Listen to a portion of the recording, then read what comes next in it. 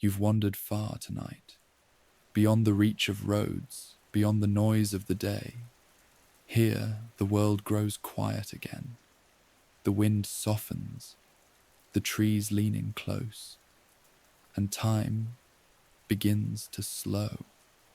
You're in a different kind of land now, a place where stories drift on mist, where names are older than memory, where voices echo through the hills and vanish into the sea. Tonight, we're going to follow a myth that comes from the emerald edges of the world, from the soft, rain-fed fields of ancient Ireland. It is not a tale of battle or conquest. It is a tale of beauty, of love, of longing, and of the strange price of eternity. This is the story of Oisin, a warrior, a poet, and a dreamer. He was one of the legendary Fianna, the noble band of hunters who roamed the wild places of Ireland. He lived under the open sky, with a spear in his hand and song in his heart. But one day he saw a rider approaching, a woman whose horse moved without touching the ground. Her cloak shimmered like morning light on water. Her eyes held the weight of centuries. Her name was Niamh, and she came from Tir na Nog, the land of eternal youth, a place untouched by time, where flowers never wilt, where sorrow never follows, where no one grows old and no one dies. She asked Oisin to follow her, and he did. What he found was not what he expected. You were sharpening your spear when the sea changed. No one else noticed. The men were laughing, passing bread, bragging about a hunt that had ended hours ago. Your father, Fionn, was speaking to one of the younger warriors in that patient, measured way he had. The camp was calm, familiar. But the wind, it stopped, and the birds went quiet. And you felt something, a shift in the air, so small it might have passed unnoticed. But not by you. You looked toward the water, and there, on the horizon, something moved. It was a white horse, running, not on the land, not in the shallows, across the sea. Its hooves didn't sink. They didn't splash. Each step touched the ocean's surface like it was solid ground, sending ripples outward like silver rings. And on its back, a rider, a woman, cloaked in pale gold, hair like sunlight reflected on still water.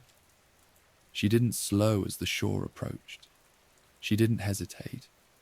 She rode like someone who had made this journey before, many times, and always returned with what she came for. You stood before she reached you. You didn't know why. Your hands were still stained from the hunt. The campfire cracked softly behind you. The smell of smoke and pine hung in the air. But something in you rose, quiet and certain, like a tide pulled by the moon. The horse stepped onto the land without a sound, and she looked at you. Only you. Her eyes were the color of stone, polished by centuries of rain. Not cold, just old. Older than anyone should be. Her skin shimmered like frost in morning light.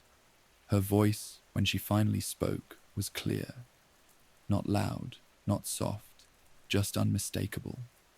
Oisin, son of Fionn, I've come from the west. For you. You'd heard the name before. Tir na Nog, the land of eternal youth. A place whispered about in campfires and old songs. A world across the sea where no one aged, no one died, no sorrow touched the heart, no winter came. It wasn't real, not truly, not until she said it. I am Niamh, daughter of the Sea King, Come with me, to where joy never fades." The others stood now, cautious, quiet. Your father stepped beside you. "No man returns," he said. "Not the same, if at all." You heard him. You heard them all. But something in your chest had already turned toward her. Not from desire, not from madness, but from certainty. Like waking from a dream and realizing you were always meant to go. You said yes. Her hand reached toward you. And when your fingers touched, the world changed. The sound of the sea deepened. The horizon stretched wider. The light bent in ways you couldn't explain. Not brighter, not dimmer, just elsewhere. You climbed onto the horse behind her, and in the blink of a heartbeat, you were leaving Ireland. The shore fell away behind you. No oars, no sails, no storm, just silence and hooves against water. The sea beneath you was smooth and endless, more mirror than ocean. The sky stretched like a silver dome, clouds thin and high. You didn't speak, neither did she. There was nothing to ask. You were already too far for questions. The land behind you shrank to mist. You could still smell it, peat smoke, damp earth, wildflowers pressed by boots. But it felt distant, like a memory inside someone else's dream. Ahead of you, the water curved, not down, not over, but in, as if the world were folding slowly into something deeper. You rode for hours or days. It was hard to tell. Time stretched, then vanished. You stopped feeling hunger. You stopped blinking. The light changed, but never dimmed. At one point, you thought you saw birds flying backward. At another, you realized the horse had no shadow. And still, Neve said nothing. She only looked forward, toward whatever waited at the edge of time. You don't remember when you first saw the land. Not clearly. It didn't rise from the sea. It appeared. Green. Software brighter than any place you'd ever known. Not brilliant, not overwhelming. Just perfectly still. There were trees with silver leaves. Hills that rolled like cloth laid smooth. And in the air, music. Not loud, but constant. Like the world was humming to itself, content. She slowed the horse as the shore approached. You stepped onto the grass. It felt like walking into a story. The air was warm without heat. The sky glowed without a sun.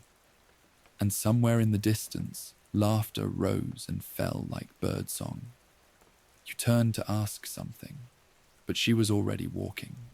No commands, no instructions, just the expectation that you would follow. And you did.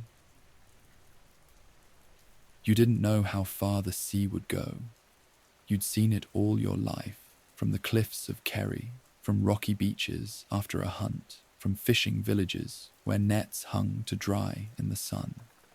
It had always been an edge, a border, a thing that marked the end of one world and the beginning of another. But you had never crossed it like this. Not on a boat, not with oars or sails. On a horse, a white horse whose hooves struck the surface of the sea as if it were stone.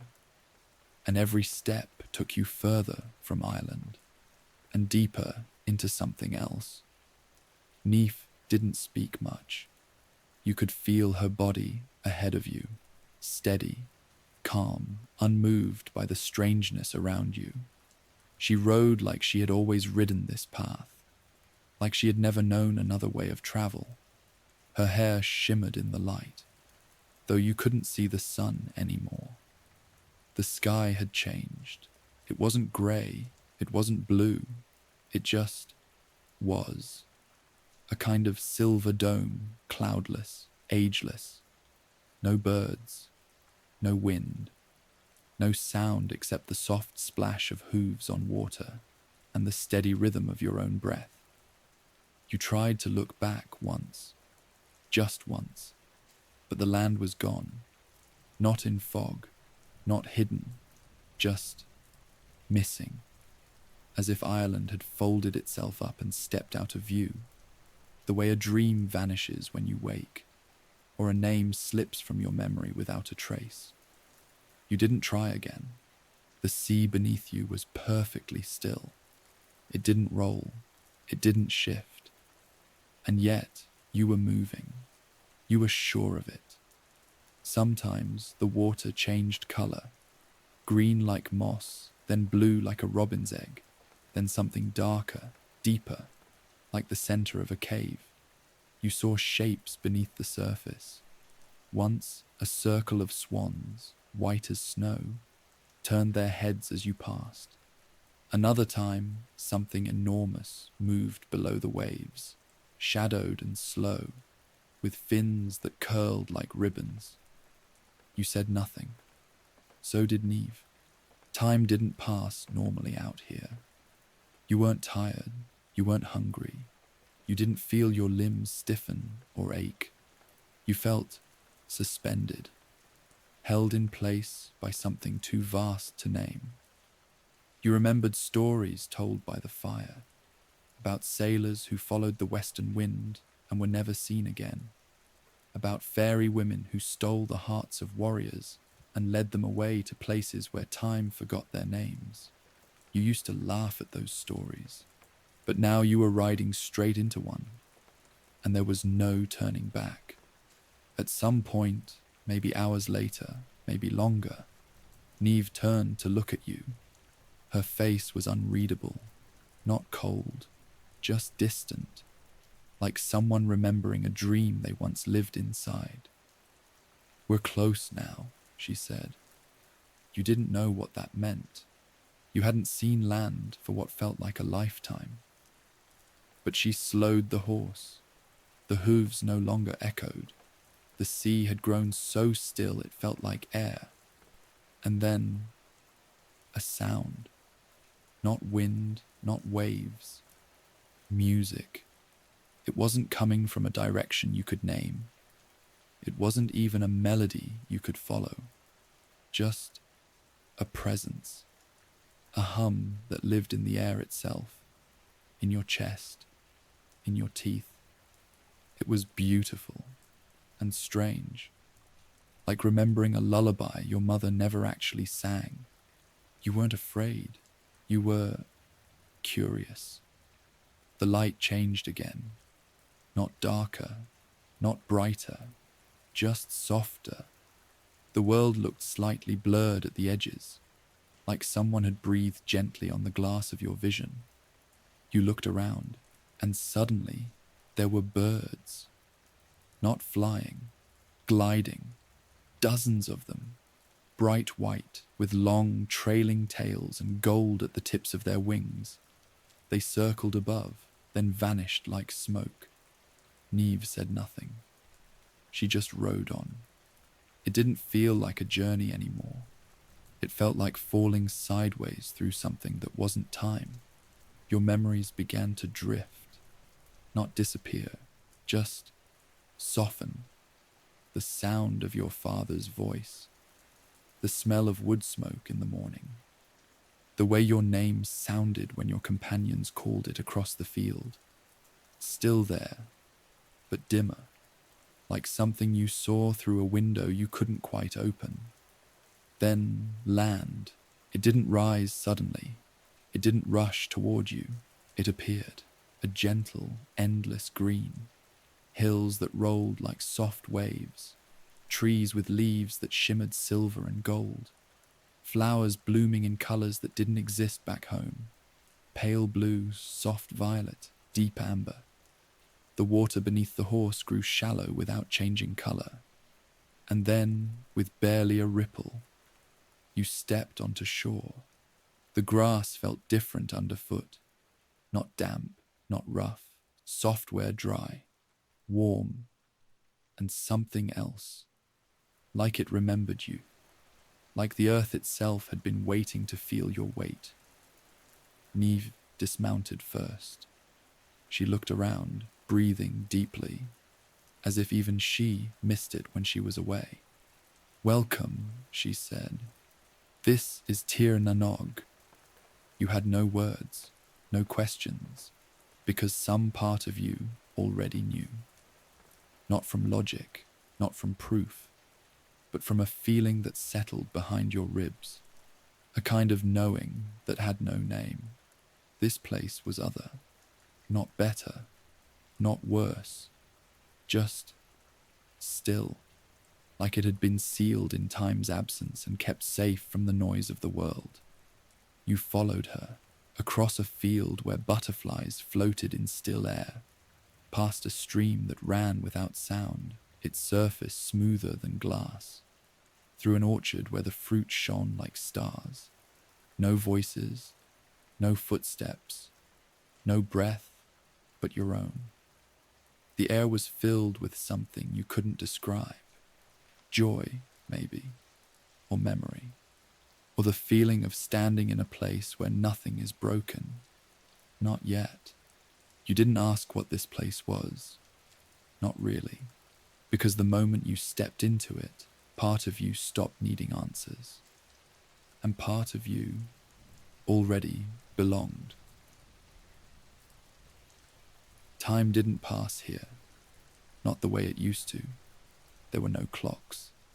No shadows that shifted across the ground. No sunrise. No dusk. Only a light that glowed softly, steadily, from somewhere you couldn't see. It was always morning, or always evening, or neither. The air stayed warm, the sky stayed pale, and the days, if you could still call them that, drifted gently past without beginning or end. Tir Nanog, the land of the young, the land beyond time. You'd heard stories, yes, every child had. Tales told at the edge of sleep, about a perfect island across the sea where no one aged and nothing died. But they didn't tell you how quiet it was. They didn't tell you how still. The grass beneath your feet was soft as wool. The trees whispered in a language you didn't recognize, but understood all the same. Birds flew overhead, not flocks, but single, slow shapes, wings catching the wind like sails. Even the rivers moved differently here, not rushing, not pushing, just flowing, as though the water had nowhere better to be. You didn't carry your spear anymore. You didn't need it. There was no hunting here, no battles, no calls to arms or war cries in the night. You wore robes instead of armor. You slept not in tents, but in a house made of silverwood and flowering vines, where the windows were always open and the air always smelled of spring. You woke when you wanted. You slept when you felt like it. The world asked nothing of you, and for a time, that was enough. Neve stayed close. She walked beside you as you explored. The glens, the groves, the quiet hills that curved like waves. She showed you gardens where every flower bloomed forever. Pools so clear you could see stars beneath the surface, even in daylight. Music that drifted from the trees without instruments or source. You asked her once where the sound came from. She only smiled. "It's the land," she said. "It remembers joy." There were others here too, not many. A few men and women, young and radiant, though something in their eyes said they had been here a long, long time. They moved slowly, spoke rarely. They were kind, yes, gentle, but distant, as though their thoughts had drifted so far from the world, you knew that they'd stopped needing words at all. You felt that happening in yourself too, little by little. At first, you tried to measure time, by your heartbeat, by your breath, by the number of steps between the cliffs and the river bend. But eventually, you forgot to count. It didn't matter. There were no winters, no aging bones, no ache in your hands when the rain came. Because the rain didn't come, not truly, just mist, light and warm, gone in moments. The seasons didn't turn, everything just was. And yet, somewhere, far beneath the stillness, you could feel something waiting. Not danger, but memory, like an old song hiding in silence. You dreamed more than you used to. Not wild dreams, not nightmares, just soft, strange visions that drifted across your sleep like clouds. Your father's voice, the sound of fire, the smell of horses. Sometimes you dreamed of Ireland, its crooked hills and muddy rivers, its laughter, its weight. And when you woke, you'd feel a tightness in your chest you couldn't explain. Neve saw it.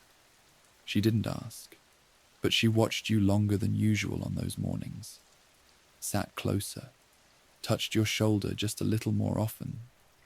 You didn't speak of going home. You didn't need to. The thought was a stone in your pocket, always there, even when you weren't touching it. One evening, if it was evening, Neve brought you to a high ridge above a lake. The water below glowed with no sun. Mist curled at the edges like smoke rising from a cup. You sat beside her, quiet. After a long while, she said, "It doesn't change here, not like your world. That's why it feels peaceful, and why it feels heavy." You didn't answer, because she was right. There were no sharp edges here, no cold mornings, no goodbyes. But there were no beginnings, either. No urgency, no surprises. The land was kind, gentle, but it didn't ask you to become anything. And without that, what were you becoming? You stood slowly. The breeze was still warm. The trees still shimmered. Somewhere in the distance, someone was singing without words. You looked out across the lake, and for the first time since you'd arrived, you wondered how long it had been. A month, a year, longer. You didn't know, and that was the first thing that frightened you. You didn't speak of it to Neve. Not yet. You walked back with her, ate beside her, slept in the house of silverwood and vines, your arm draped lightly across her waist. But that night, as she drifted to sleep beside you, you stayed awake, listening to the silence, to the stillness, to the slow, impossible feeling that you were forgetting your own name. Time didn't leave you, it just stopped asking for your attention. There were no birthdays, no seasons, no tally of days. At first, you tried to keep track. You made marks on a smooth stone behind the house, lines carved with the edge of an old blade. But eventually, the habit slipped. One morning, you walked outside and realized you didn't know how many notches there should have been. So you left the stone where it was, and never touched it again. The days, if that's what they were quiet, full, gentle. You walked with Neve through meadows of soft yellow clover. You swam in lakes that never went cold. You lay beneath the silver-leaf trees and listened to the wind hum stories in a language you almost understood. There was joy, but not the sharp kind. Not the kind that catches in your chest and makes you gasp. No, this joy was round, soft at the edges. It filled your lungs without pressing against them. A happiness without consequence. You laughed, you sang, You danced in the moonless evenings. You kissed Neve beneath flowering branches that never shed a single petal. And still, every so often, something would stir in you. A name, a smell, the shape of a place you couldn't quite place. You would stop walking, or speaking, or laughing, and Neve would take your hand without a word. She never asked what you were thinking. Maybe she already knew. Maybe she remembered what it was like to forget something important and not know what it was.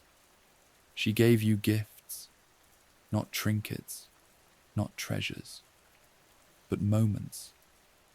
She led you to a forest where the leaves shimmered gold in the breeze and the branches grew in perfect spirals. The air smelled of honey and moss. Another time, she brought you to the mouth of a cave. Inside, a hidden glade filled with deer that never fled and flowers that glowed in the dark. You made music together, laughter together. You made a life, and you told yourself it was enough. You didn't ask about Ireland, not directly, but now and then you would mention something. The taste of summer berries from your childhood, the time Fionn taught you how to read the sky before a storm, and she would listen, softly, without blinking. That world is gone now, she would say, but the memory is yours. You nodded and almost believed her. There were moments, quiet ones, when you caught your reflection in the water. Still young, still strong, the face of a man who had not changed, not aged, and yet something was different, not outside, but in the weight behind your eyes. You were forgetting things, small things at first, the name of a certain horse you once rode, the sound of your friend's laugh, the feeling of rain on your skin. They slipped away gently, like mist fading off a morning field. You didn't tell Neve. You weren't sure she'd see it as a loss. The people of Tir na Nog didn't change either. They smiled the same way, moved the same way, spoke softly, and only when they needed to. You didn't know how long they had been there. A decade, 100 years, maybe longer. Some of them looked at you like they recognized something familiar. Others looked right through you, as if you were still new, still not quite real, and maybe you weren't. Not yet. One day, or something like it, you wandered alone to the far edge of the land. You found a place you hadn't seen before, a hilltop wrapped in mist. Beyond it, the faint sound of waves. You stood there for a long time, watching a gull drift across the sky, and without quite meaning to, you whispered your father's name. Just once. The wind didn't answer, but something in your chest tightened. When you returned home, to the Silverwood house, to the quiet garden, to Neve's hand resting softly on yours, she looked at you for a long time. Then she said, "You've stayed longer than most." And for the first time in years, maybe centuries, you asked, "How long has it been?" She didn't lie. In your world, maybe 300 years. You didn't speak, not because you didn't believe her, but because some part of you already knew. You tried to imagine what that meant. Ireland, gone. Your father, long buried. Your people, dust. Your name, forgotten. Your stories, untold. Even the forests, cut, changed, rebuilt. Even the hills, no longer yours. You felt the weight of it all at once. A grief so large it didn't fit inside your body. It just hovered, like a storm that never broke. That night, you sat awake beside the glowing hearth. Neve watched you from across the room, her eyes soft, sad. "You miss it," she said. You didn't answer. "You could go," she offered. "Just for a visit." You looked up. "I thought you said no one returns." "Most don't," she said. "But you're not most. I can give you a horse that will carry you back, but you mustn't step off. Not for anything. Not even a moment. If your feet touch mortal soil again, the years will catch you. You didn't sleep. You sat by the fire until the light grew pale again, until the scent of flowers returned, until the quiet world stirred gently to life once more. You looked around the house, at the vines curling over the walls, at the corner where your harp leaned, at the place where Neav kept your cloak folded. And then you stood and told her, "I want to see it." The horse was waiting when you stepped outside. It was taller than the first, paler too, white so bright it almost shimmered. Its hooves didn't touch the ground, they hovered, just barely, as if the earth itself held its breath beneath it. Neve stood beside it, one hand resting on its flank. She didn't speak. Not yet. She only looked at you, steady, quiet, unreadable. You remembered the first time you saw her, riding across the sea, the way the world seemed to still around her, the way her eyes found yours before you'd even moved. This time, it was you who stepped forward first. "Will you come with me?" you asked. She shook her head. "This journey is yours." You nodded, but your throat tightened. "Will I see you again?" "That depends," she said, "on whether you return, and whether you choose to stay if you do." She helped you into the saddle, adjusted the reins, whispered something in the horse's ear in a language you didn't recognize. And then she looked up at you and said, "Don't step off. Not for anything. Not even to help. Not even if they beg. Once your feet touch the ground, the years will know your name again." You nodded, and without another word, the horse turned west and began to run. The sea was as smooth as you remembered, the sky just as silent, the wind just as still. But this time, there was a pressure behind it all, a soft weight that hadn't been there before, like the ocean itself knew something was wrong, or late, or out of place. The birds didn't follow you.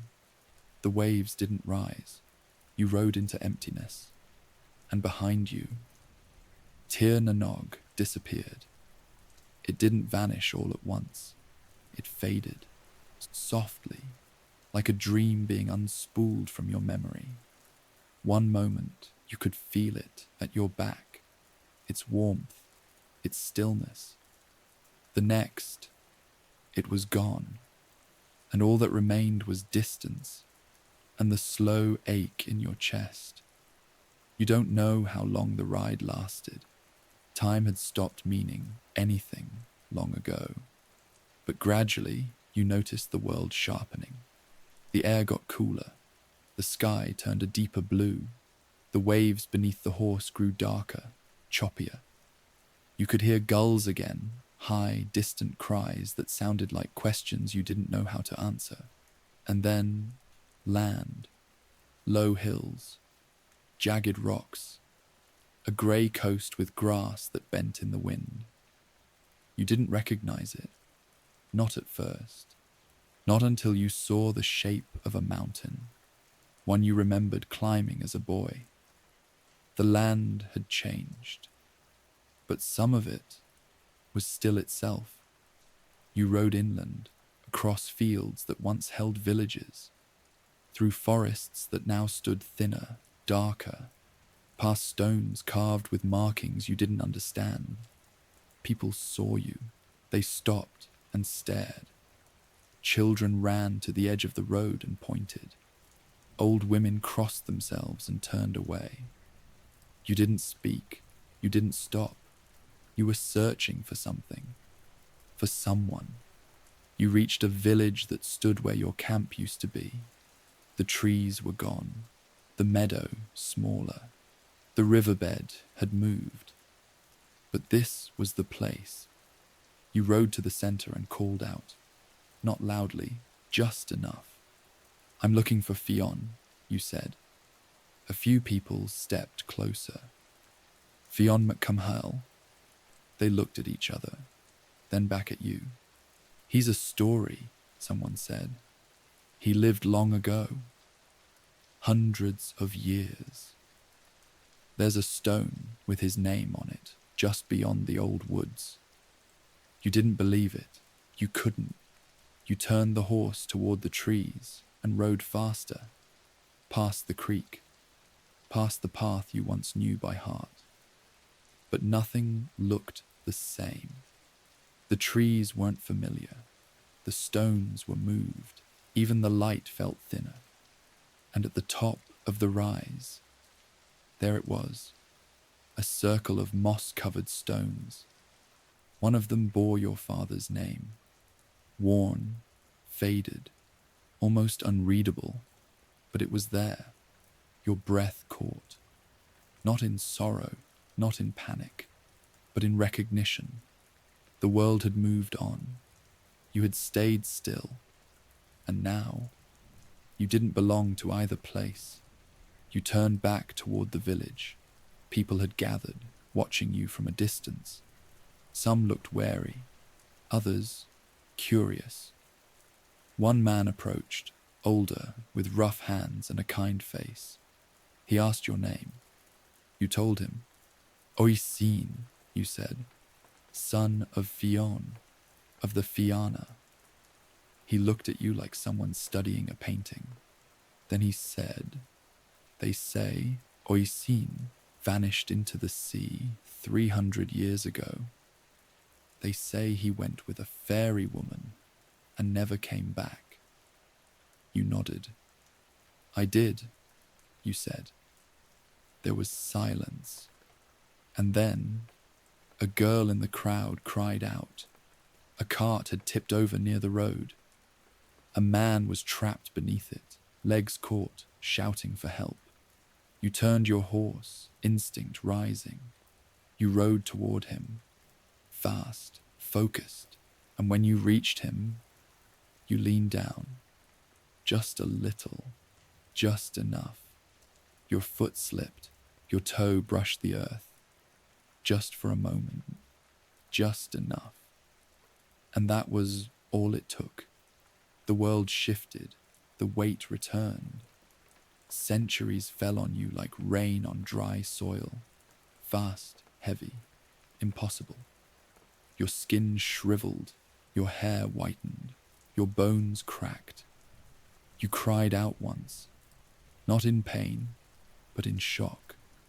You looked at your hands, and they weren't yours anymore.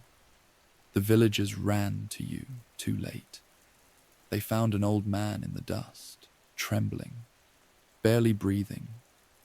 You tried to speak, tried to say her name, but you couldn't find it. All you could do was look east, toward the sea, and remember. You don't remember falling, just the weight, all at once, as if time had been waiting, patiently, just behind the curtain. And the moment your foot touched the earth, it saw you and took you back. You weren't young anymore. Your arms were thin, your back bent, your voice a whisper behind your teeth. The villagers helped you into a bed in a stone house that didn't exist when you left. They wrapped you in furs, gave you warm broth, asked you questions you were too tired to answer. You heard your name in hushed voices. "It's him," they said. "It must be. Oisin the poet. the warrior, the son of Fionn. He came back. You stayed there for days, or weeks. You couldn't tell. The fire burned low each night. A woman sat beside you, humming a song you didn't know, but almost remembered. Your bones ached. Your breath came slower. Your eyes wandered to the window, where the wind pushed leaves across the grass in small, thoughtful spirals. You asked them for paper, and they brought it. You began to write, not for fame, not for legacy, just to remember. You wrote of green hills that never faded, of silver trees that never shed a leaf, of lakes with stars in them, and music without instruments, and a woman whose name still echoed in your chest like birdsong in a hollow tree. You didn't know if anyone would believe you, but you wrote anyway, because some part of you needed it, because stories are the only thing time cannot erase. At night you dreamed, not of war, not of glory, but of hooves on the sea, of her voice calling your name, of laughter in a meadow that never knew winter. And always you woke with tears in your eyes, not from sorrow, but from beauty too large to hold. The villagers asked if you missed it. You only smiled, because how do you miss something that never truly left you? It was still there, inside you, in the way you moved, in the pauses between words, in the hush you carried like a shadow behind your thoughts. Tyr na Nog had marked you, not like a wound, but like a song. You grew weaker. The days blurred, and then, one evening, as the last light slipped across the hills, you felt something change. Not in pain, not in fear, but in release. You lay back, closed your eyes, and heard the sea again, gentle, endless, calling. And for the first time in years, you answered. And now, we return from the land of myth. You've walked through still waters, ridden across a sea with no end, stepped into a world where time sleeps and nothing grows old. You've seen what it means to live without sorrow and what it costs to come back home. You've followed Oisin across centuries, from meadow to mist, from love to legend. And maybe, like him, a small part of you has drifted somewhere else tonight. That's okay. You don't need to hold it tightly. You don't need to understand it all. Just rest in it. Let the rhythm of the waves carry you softly down. And if you dream of silver trees, or horses on the sea, or a voice calling your name across the wind, you'll know where it came from. Good night, traveler. Sleep well, and may your stories always find their way home.